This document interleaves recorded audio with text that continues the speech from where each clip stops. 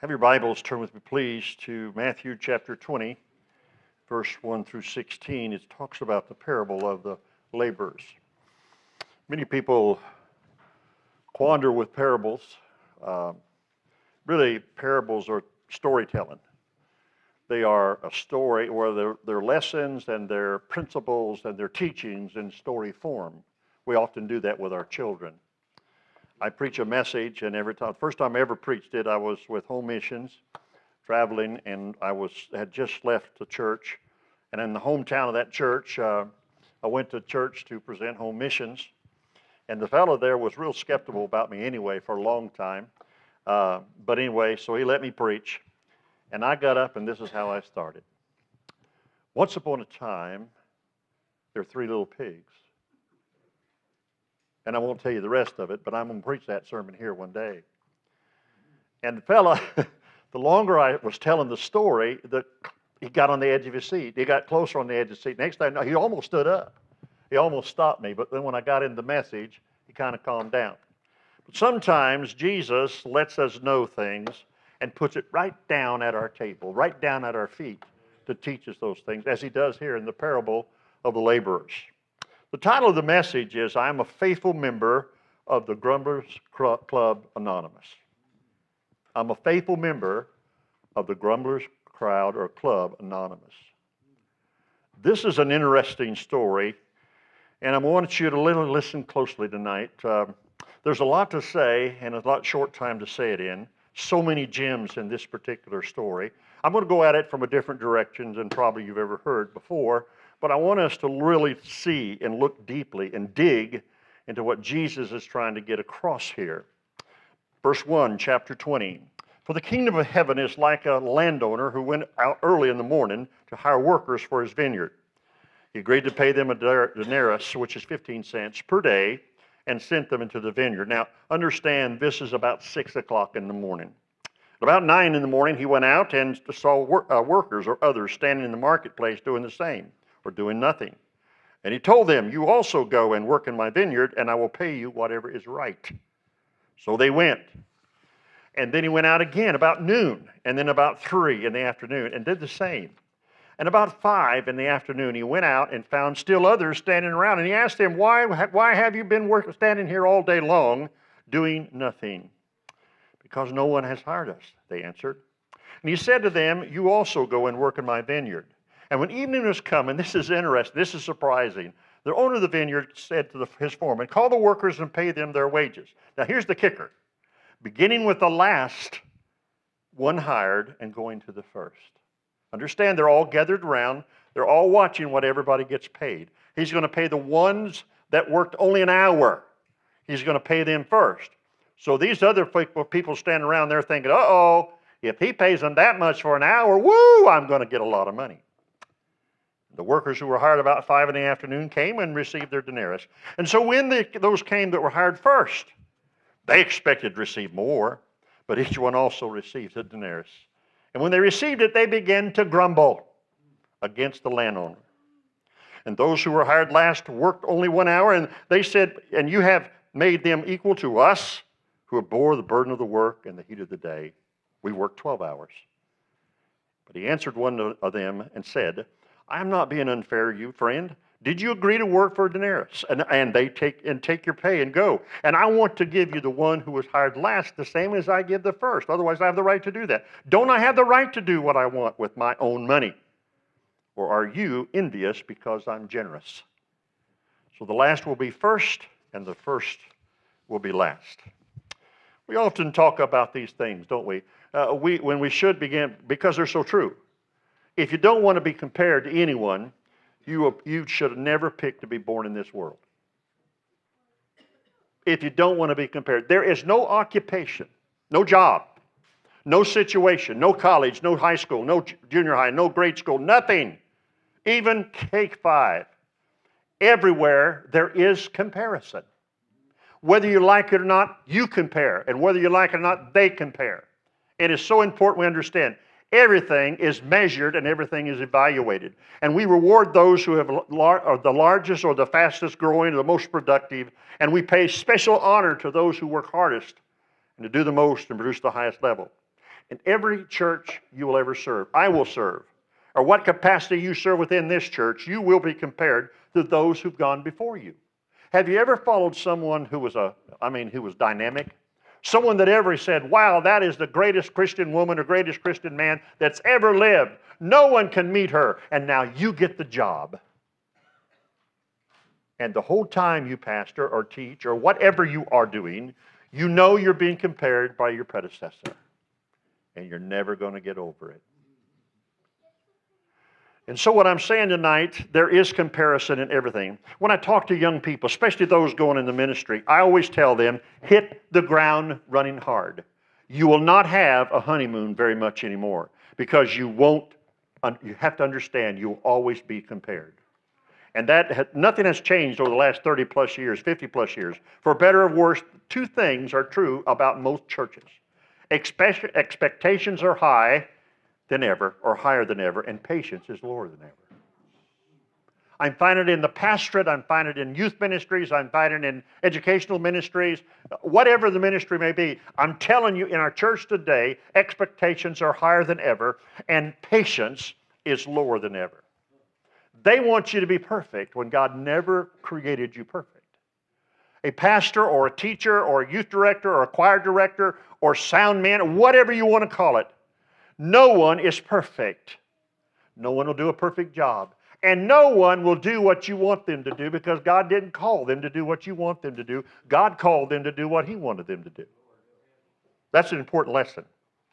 If you wrote a job description of a pastor, and there are 300 people in the church, and everyone wrote a job description for what a pastor is to do, you would never get the same. There would be 300 different job descriptions for a pastor or a youth director. Do it for a Sunday school teacher. Do it for whoever. Do it for a deacon or trustee. Everybody has a different idea, and everybody has a different expectation, and that's why it's getting harder and harder and harder to work for the Lord nowadays. What was in the world is now in the church. The comparison of the world has become now within the church because most churches are not filled with dedicated Christians. They're filled with carnal Christians. And we're in trouble. Now, I'm not being negative about the ministry. I love the ministry. In fact, I will tell you, Pam and I will tell you, one of the greatest jobs we've ever had in the ministry, and I'm not being facetious, I'm not being a liar, but one of the greatest jobs we've ever had is right here at First Church in Dothan, in DeSoto. Well, that made sense. Oh, yeah, what do you mean Dothan? Do you pastor in Dothan? Yes. Oh, now you're lying. No, in DeSoto. I'm going to tell you something. This is one of the best ministries we had. Why? Because there's great anticipation. Why? Because there's eagerness. Why? Because we are, as one, are trying to figure out how to serve God best with our talents and our ministries. That's all of us, to do what God wants us to do. It's difficult, but we're going to get it done. I will tell you, nothing would be farther than the truth. I'm very positive about the ministry. I believe that God is raising up a great generation of young people. I'm tired of people saying negative things about young people. We have some great young people. We have some good young people. And the more we brag on our young people, the farther we'll get, more we'll get from them, and the more they're going to appreciate us. Young people, you were a young person one day. Some of you, it was years and years ago. Years ago. Such when Moses was around, and things like that. Huh? Yeah, the flood, yeah. I still think the local church is the best hope for the world. And there's no better place or no other place to serve or no other better way to serve the Lord than in your local church. We are all ministers in the ministry of God. You say, well, preacher, you're the minister. Wait. Every one of us have been called to be a minister. You have a ministry, whatever it is. I always say we need to cut loose and let people free to minister to the Lord. Because everyone's different. Everyone has different spiritual gifts, different talents. That's what they were born with. Spiritual gifts, that's what God gave them. And so many people have things that God has called them to do. Sometimes they're shackled by the church, shackled by this and that they can't do what God has called them to do. And we need to turn loose some people. Ephesians 2:8-9. Look what he said. For by grace you are saved through faith, and that not of yourself, it is a gift of God. Now I want you to notice that. It's not of works, lest any man should boast. Now note this next verse. For we are His workmanship. God saves you to work. Amen. Now notice what he said. We are His workmanship, created in Christ Jesus. So when he brought you into the family of God, he saved you where you are. He's bringing you in because he has a work for you to do. Now he goes on and says, unto Jesus Christ, unto good works, which God hath before ordained that we should walk in them. God has already, even before you were born, he has created and has a job for you to do. And when you were saved, God was bringing you in to the predestinated job that he has for you, and he's developing you, and he's bringing you to that place. Now understand, on the pathway to that place, the parable of the laborers, there are difficulties that you're going to face, and some of them is comparison. And it's a difficult thing to go through, and many people fall and bow to it. I've thought a lot about the problem how we evaluate success in the ministry. It is sad that most people evaluate success by numbers. If the church is growing numerically, then the pastor is doing a great job. If the Sunday school class is growing numerically, the teacher is doing a great job. If the youth ministry is growing numerically, then the youth director is doing a great job. If the choir is singing better and better and developing and getting more choir members and more specials and more people, then the choir director is doing a great job. And so what we do is we look at things from the perspective of the world, and we judge by what the world judges success. Success is not what you do, it's what Christ does through you. Jesus is not into numbers in the sense that the only success you can be is numbers. Look at what he did. He only had 12 that really were developed. Now he had 120. But throughout his lifetime, he did not have the thousands and thousands and thousands and thousands at one time that some of our pastors do today. Was Jesus successful? How about Paul? How about Peter? How about James? How about John? All the apostles. Listen to me. Every one of them constantly were being prepared by other people, even if you'll see that in the Word of God. So, how do I identify a grumbler? I've learned these things down through the years. I've read some of these things, and people have taught me, and some I've learned on my own. You're always going to be compared with someone, so stop grumbling about it. If you expect and you know this is going to happen to you, stop grumbling about what is coming your way. Be prepared for it. I found out most people are grumbling about you because they are jealous of you. And they want to be like you. And so what they think, if they can tear you down to make you look bad, it'll make them look good. Number two, when you compare, you'll end up looking better. You'll end up looking better than some people and worse than others, because there's always someone above you on the ladder of success, and there'll always be someone below you. Thirdly, we generally envy those we seem closest to.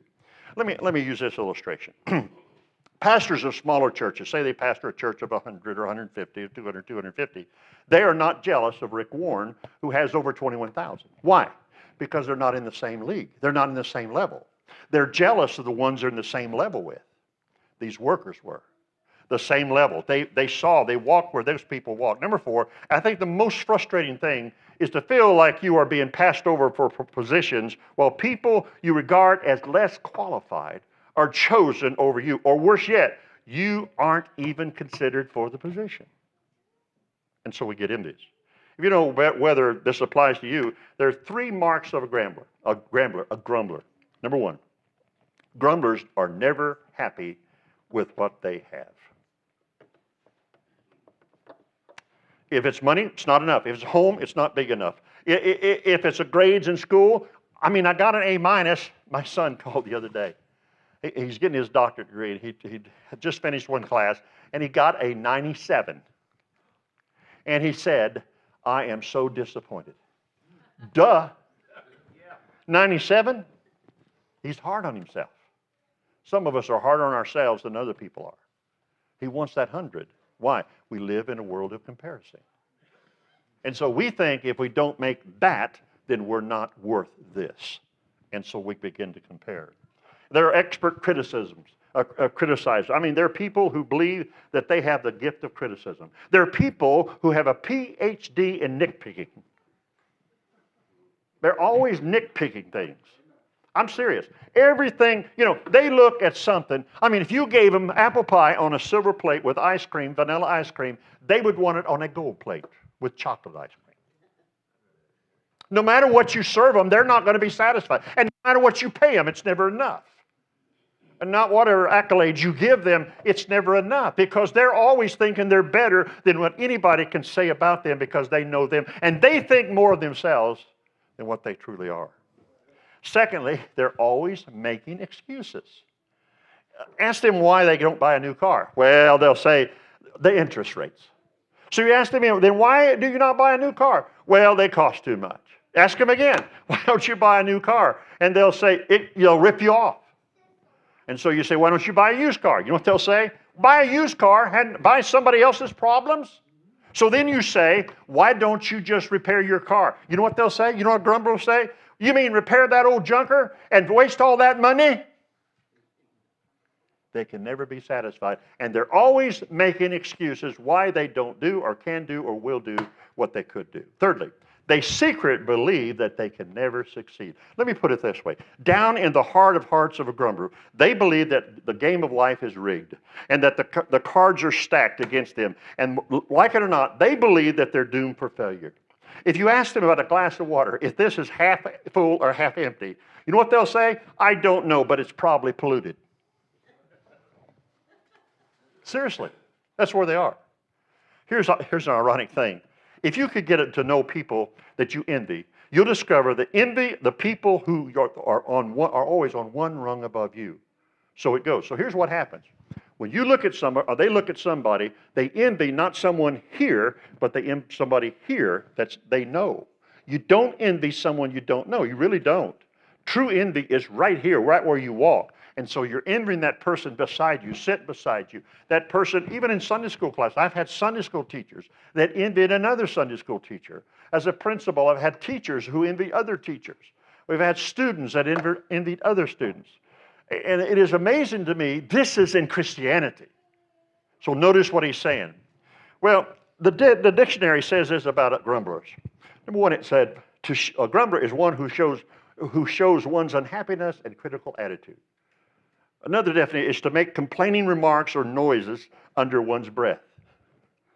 And to murmur or mutter in discontent and be complain sullenly. I love the second definition. We smile when we hear something, don't we? Have you ever smiled at someone and then when they turn around, you go,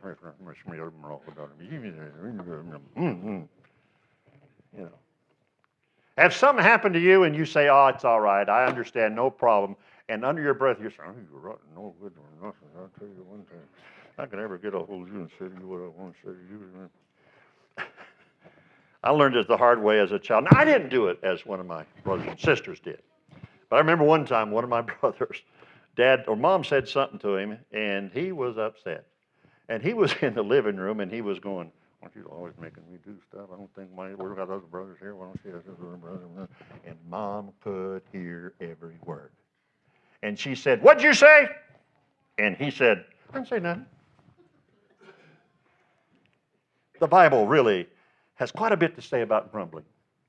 In fact, with a best example being the children of Israel. Notice what he says about God's own children. He said they grumbled because they didn't have enough water. They grumbled because they didn't like the wilderness. They grumbled because Moses made a bad leader. They grumbled because they missed Egypt. They were complaining when they were in Egypt because they were slaves.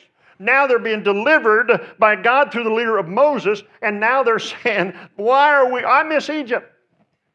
They grumbled because they weren't yet in the promised land. They grumbled because they believed that God let them down. I mean, you could read verse after verse. In fact, in Exodus 15:20. So the people grumbled at Moses. Exodus 16:2. The whole congregation of the sons of Israel grumbled. In Exodus 17:3. But the people thirsted there for water, and they grumbled. In Numbers chapter 14:2. And the sons of Israel grumbled. In 1 Corinthians chapter 10:10. Nor grumbling, as some of them did, were destroyed by the destroyer. In James chapter 5:9, it says, don't grumble, brothers, against one another, so that you won't be judged. What is he saying? Let me just say it real quickly. The verse means grumbling is judging, because when you're grumbling, you're comparing yourself to them and you're judging them because they're where they are and you're not there. And what God says, wait a minute, you're not the judge. But if you grumble, you will be judged. And I found out that as we judge others, we will be judged. I don't know about you, but when I get to stand before the Lord, I want him to judge me graciously. I don't want him to say, Tim, let me tell you something. You remember Joe, how you judged Joe? Yes, sir. Well, let me tell you something. I'm going to judge you that way. You know how you treated John? Yes, sir. That's how I'm going to treat you. That's not Tim Hackett's or Timmy's translation of Scripture.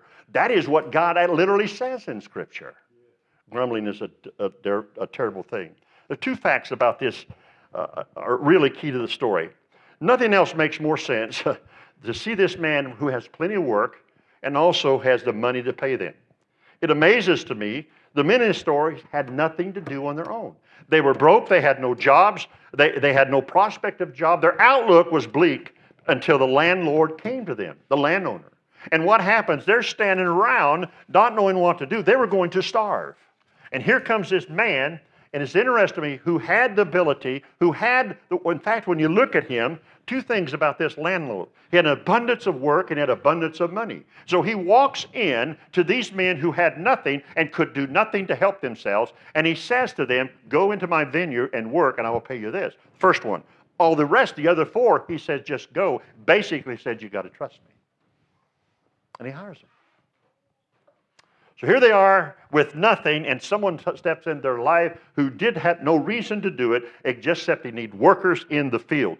Who needs workers in the field today? Why are we as a church standing idly by when God, who really is the landowner here, has a responsibility and a job for all of us to do, while we stand idly by and listen? God may not step into your heart or into your life and say, Tim, do this. But he will say and show you through as you watch the church and the needs of the church and the ministry of the church and the lack thereof of workers within those ministries. God then is saying to you, look in the ministry. Look in the fields. They're white. Look at the ministries. They're empty. I'm calling you. The problem in most churches is 20% of the people do 80% of the work.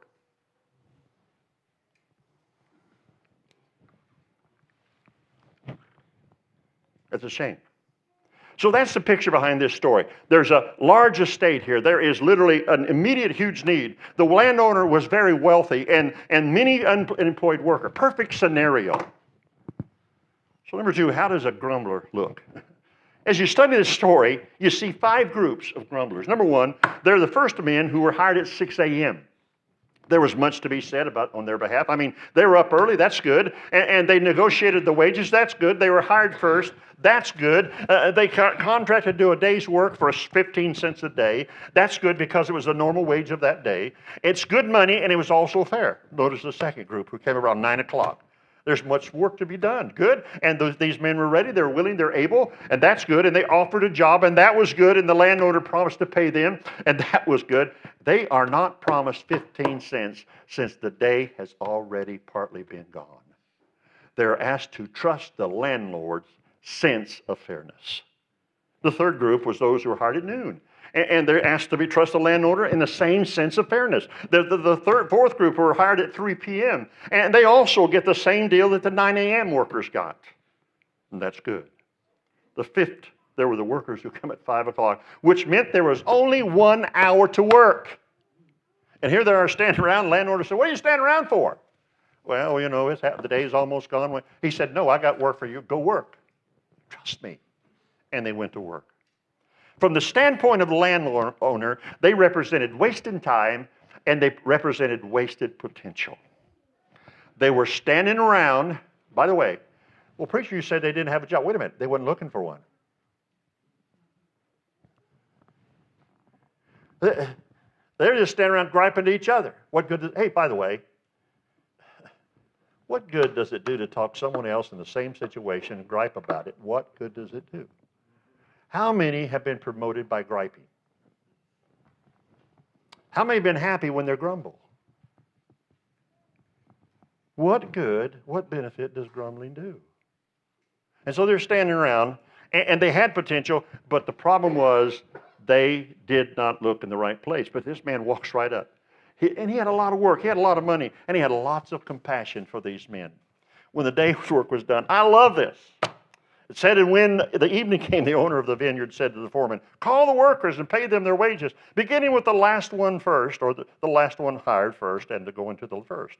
This is unusual, and this is unheard of. Now, my question is, why did he do this? He goes on to say, and so he pays the last group first in order to reveal the hidden motives of those hired earlier in the day. He pays those who only worked for an hour to see the heart of those who worked all day. What was the motive of each individual? Only the first group had a contract. And they worked by faith. All the others worked by faith. And the landowner wanted the first group to see how generous he was and that they could trust him. And as you look at this story, the kicker comes to the story. And when those hired about the 11th hour came, each of them received 15 cents.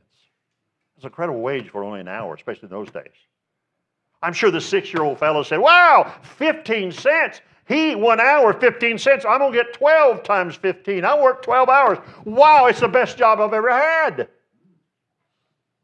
And all of a sudden they noticed it wasn't going to work out that way. The 5 o'clock fellow, 15 cents. The 3 o'clock fellow is 15 cents. The noon fellow is 15 cents. The 9 o'clock fellow is 15 cents. I worked 12 hours. Here I am, 6 o'clock. I'm getting upset. And they walk up and they get 15 cents. Here's the real shocker. Those who worked all day long received the same as those who only worked an hour. Really, now when those hired first came, and they thought they were going to receive more, verse 10, but each of them only received 15 cents. These folks are not happy. Now, I want to ask you, if you worked at a job and someone came 1 hour before it went off and the employee paid them the same amount they paid you all day, I kind of agree with them. I'm kind of saying, hey, man, there's something going on wrong here. I mean, I work 12 hours. You're giving me $1 or 15 cents for 12 hours, and you're giving them 15 cents for an hour. Something is wrong with this whole system. Can't someone in this business does not know how to do math? Well, let me be frank about it. I sympathize them. And every one of us have probably been in their shoes, where someone worked less than us, were not as faithful as we were, yet got paid more or promoted more quickly. This is probably one of the toughest lessons we as Christians have to learn. We're not in control of life. But everything, as I said this morning, tests. Everything goes on in our life is a test. God is always checking for motives. When our motives right, God's blessings are high.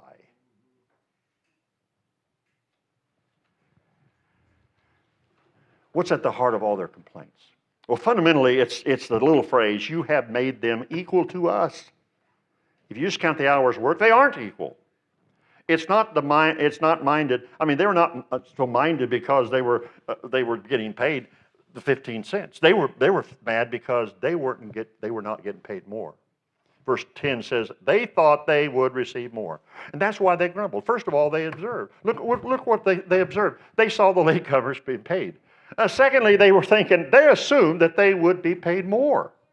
And then they were shocked when they couldn't believe what was happening right before their eyes. And finally, their expectations, they blew up when they found out everyone was being paid the same. Their complaint sounds good on the surface, but it's based on a standard of human comparison. Jesus is trying to teach us a lesson about when we get saved and been saved longer than those who are saved at the very last minute before Jesus comes are going to get the same thing we get. They're going to go to heaven, and we're going to go to heaven, and we're going to stand at level in heaven. And we cannot compare ourselves. Oh boy, I've been saved 20 years. God's really going to be good to me. In fact, sometimes I do believe when we get to heaven, we're going to be sitting, who've worked a long, many of our years in the ministry and been faithful to God. We may be sitting in the back row, and those folks who are saved at the very last may be sitting in the front row, all because of motives. Heart. Why do we do what we do? Why do we come to church? Why do we tithe? Why do we do anything? Why do we teach? Is it because we want everybody to recognize us? Is it because we want people to see us? Therefore, we're saying, I want people to compare us better than they compare other people. Ultimately, they weren't complaining to the other workers. You know what their beef was? Their beef was with the landowner. Our beef is not necessarily with the person we're complaining about. Our beef is with the person who made him. The person who created him. The person who's in charge. And that's God. Their grumbling really reflected badly on their character. Now, I will tell you, character is revealed in action, by actions, by attitudes. And so I made a little comparison this morning. God gave us a mind, that's intake. God gave us a heart, that's the mixer. God gave us a mouth, that is the outflow. So what happens is God is saying He's saying to them, you know, He gave them mind. So they're thinking, they're using their mind, and they're feeling with their heart. They got in trouble when they spoke before they saw the total picture, as we also do. And I'm trying to hurry. What's the root cause of our grumbling? Envy. Envy. I believe that others are really getting what they do not deserve, and I believe that I'm not getting what I do deserve, and that's envy. I deserve more than I'm getting. At that point of our problem, it is not with fellow workers. Really, our grumbling is not with fellow workers whom we envy. Our problem is with God. We are envious, the owner said, because you're envious. He said, because I'm generous. When you finally boil it down to the bottom line, grumbling is only a symptom. Envy is the problem. We're mad at God because we think He was better to someone else than He was to us. Case in point. We have a neighbor. I mean, he don't go to church as much as we do. He doesn't do this. He doesn't do this. He doesn't get cancer. I do. He doesn't lose his job. I do. His wife doesn't leave him. Mine does. His children don't get involved in drugs. Mine do. So we say, the problem is not the neighbor who we're envious of. The problem is God. God, who brought the test in our life and wants us to know He has the right to do anything He desires to do, and we do not have the right to complain about it. He is God. Period. This parable is not just reaching us, talking about the final rewards. It is also probing on the level of our motive. Why are we doing what we do? Can I tell you a little secret? God will never cheat you. God will never cheat you. Thirdly, they secretly believe that they could never could be successful. Listen, I tell you, I believe with all my heart, grumblers are people who have poor self-images. They don't believe that they could succeed. So what you do is you overcompensate because you don't believe you're conceding. You're going to not let Joe succeed. You're going to grumble at him. You're going to pull him down. You're going to talk about him. You're going to mumble and grumble and so forth. Read down in the heart, the grumbler believes the game of life is rigged. And it's terrible. And then what's the cure? I want to give you about 3 things real quickly. Number 1, we've got to be thankful for the blessings we have. Amen. You know, we can grumble because someone's getting paid more than us, but who gave you the breath, the arms, the strength, the ability to work? Who gave you health? Who gave you strength? The longer I serve the Lord, the more critical it seems people are. In fact, before you grumble today, thank God first for your blessings. All right, let's just stop a moment. Let's point here. Just take a side note, a sidebar. We can grumble about what's happening to us when we look around and our children are healthy. We can grumble about we got overlooked for a promotion. But right in our eyes, God has given us a faithful wife. We don't see what we have. We don't see what God has given us because we're always watching at what we don't have. And we overlook what God has given us. How many people know rich people who are happy? They always want something else. I pastored long enough to know it's not rich people who support the church.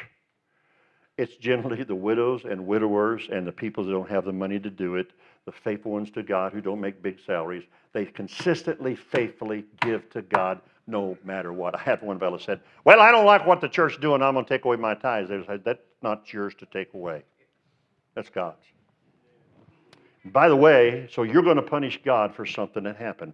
I bet that's not going to work out in the end. I'm not being facetious.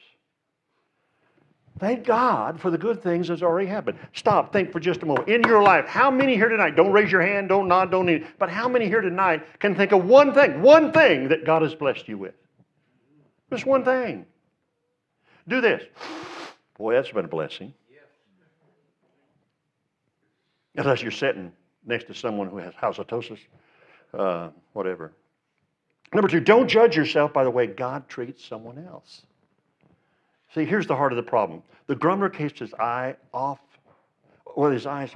his more fortunate friends. Here's what happened. He can't keep his eyes, So here's what happens. We begin to focus on friends and coworkers and all that and what they're getting and what they're doing, and we stop focus on what we're supposed to be doing. I found out grumblers quit being effective, efficient, and faithful workers. It stops them. Looking at others always gets us in trouble. Remember, God is not obligated to treat everyone alike. I tell young people when I talk to them, I said, the biggest lesson you better learn right now, life is not fair. God did not create the heavens and earth and people to be fair. I don't believe that. Wait a minute. Why did God choose Israel all over everybody else? Israel's just as wicked as everybody else. Why did God do it? Because He could. Because He's God. He has the right to do it. He is not obligated to any of us to do anything. We're obligated to Him to do everything. Remember, God is not, He's not bound by some standard of fairness. If He chooses to bless someone more obviously than He blesses you, that's His business. We got to stop judging God because He don't treat us what we feel like He treats others. But let me tell you something. And what He's given you may be more than what He's given them, but all you see is this one particular thing, but you don't know they're miserable. Now, the person you're comparing you think has it all, you become more miserable than they are when you don't even know they're miserable. Don't ask me to repeat that.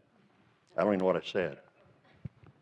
Many people struggle with this concept because they think that because God did something for a friend or a neighbor or a loved one, then God is bound to do the same thing for me. Doesn't work that way. Envying your neighbor because he has something you don't have is a waste of time. You're not getting anything from God when you grumble, and life is not going to get better when you grumble. God treats us individually. Individually.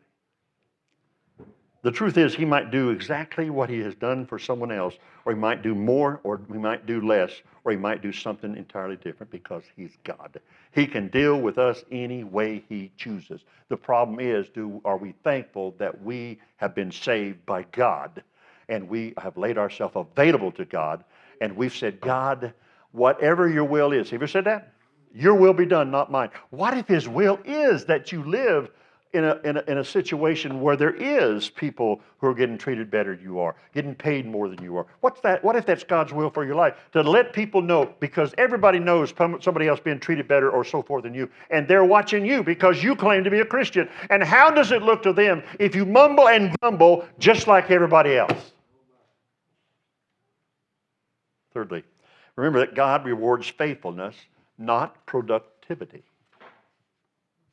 You hear that? The world looks at production. God looks at motives. The world looks, oh man, look what you've done. God says, why did you do it? Let me put it this way. I think it'll be helpful. The world says, what did you do? God says, why did you do it? The world says, what's the bottom line? God says, were you doing it for me? The world says, show me your stuff. God says, show me your heart. Here's the truth. You can't tell by looking at others where you stand with God. Can't do it. The last will be first, and the first will be last. Some people who in this life appear to have it all together were sitting in the back row in heaven. They don't. This parable really teaches, doesn't teach, really. It teaches equality, not opportunity. Neither one of those. But it teaches faithfulness. Be faithful no matter what. You cannot be faithful with a bad attitude. I probably use this illustration. I use it so much. For example, obedience. What's obedience? Son, take out the garbage. Oh, I always ask him to take out that garbage. I'll take out that garbage. I'll tell you what, I always get that. Everybody, none of the others, throw it in the trash can, kick the trash can, walk back in, and said, well, at least I obeyed you. No, you did not.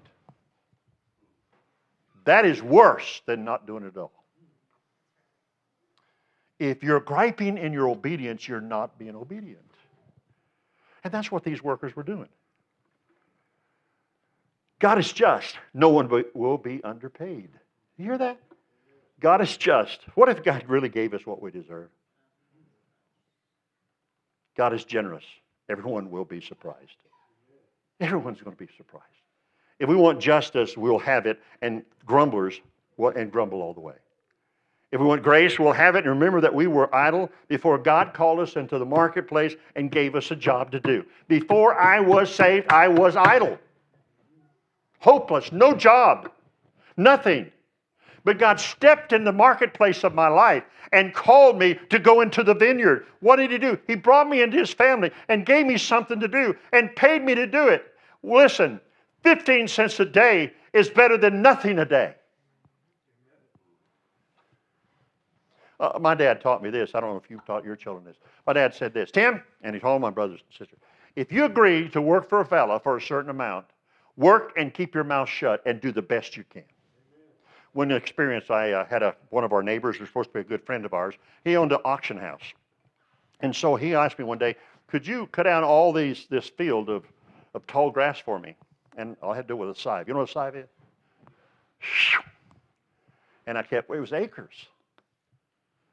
And when it came time to pay me, you know what he paid me? A hamburger. He had a little thing there that he cooked me a hamburger. And I went home, and I wasn't nice. I got to cook my own hamburger.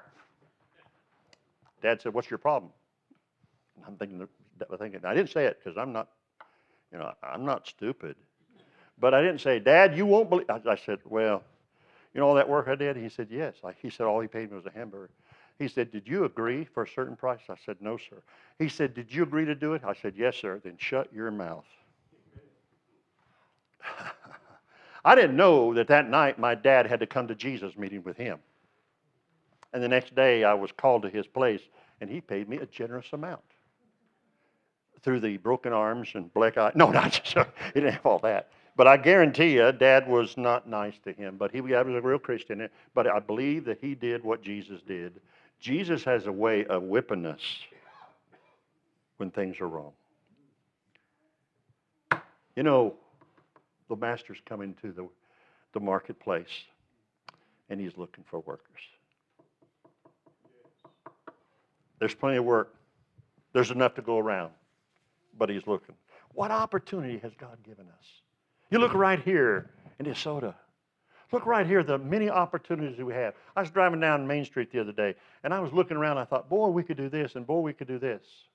I thought something.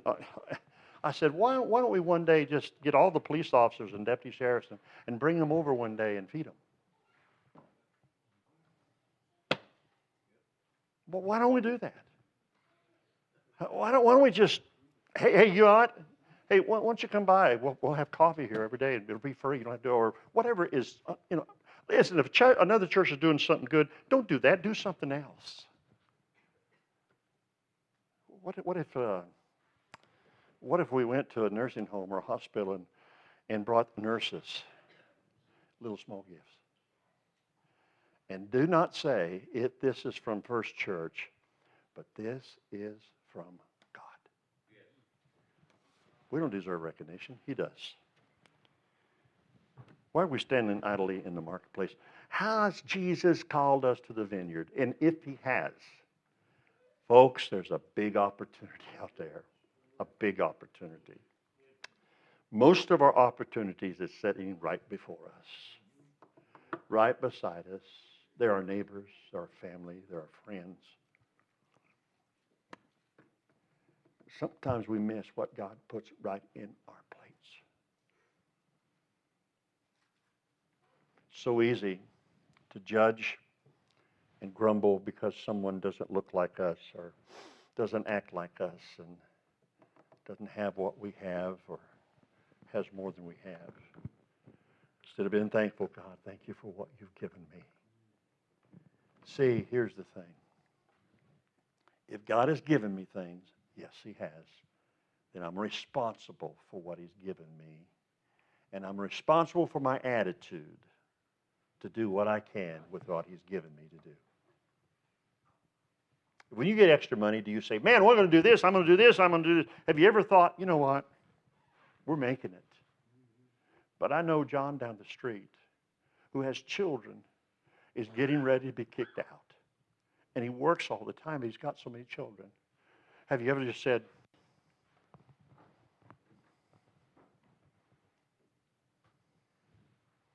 hey, it's not from me. Hey, God, this is from God. God, who's God? Well, I don't see God. You'll see him.